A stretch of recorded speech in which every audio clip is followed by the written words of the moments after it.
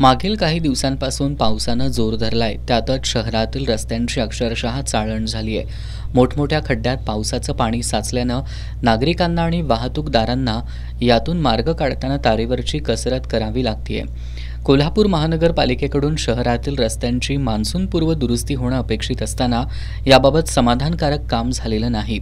पालकमंत्री हसन मुश्रीफ यांच्या आदेशाला सुद्धा केराची टोपली दाखवली गेली आहे। परिणामी रस्त्यावरील खड्ड्यात पाणी साचून त्यातून नागरिकांना प्रवास करावा लागतोय। परीख पूल, उद्यमनगर, बागल चौक ते शाहूपुरी भाजी मार्केट, व्हीनस कॉर्नर चौक, बिंदू चौक, रेल्वे फाटक, CPR चौक, हॉकी स्टेडियम, रंकाळा स्टँड आणि रंकाळा तलाव परिसर अशा अनेक भागात प्रवास करताना नागरिकांची त्रेधा तिरपीट उडतीये। साचलेल्या गढूळ पाण्यामुळे खड्डा किती खोल आहे याचा अंदाज येत नाही। त्यामध्ये वाहनांची चाकं अडकण्याची आणि अपघात होण्याची शक्यता निर्माण झाली आहे। यासह शारीरिक दुखण्यात सुद्धा वाढ झाली आहे। अशा ठिकाणी किमान मुरूम टाकून हे खड्डे भरणं गरजेचं बनलंय। शहरातील अमृत योजनेच्या वेळी खुदाई केलेल्या ठिकाणी ही समस्या गंभीर झाली आहे। अनेक ठिकाणी ड्रेनेजसाठी खुदाई करण्यात आली होती, अशा ठिकाणी सुद्धा अशीच परिस्थिती आहे।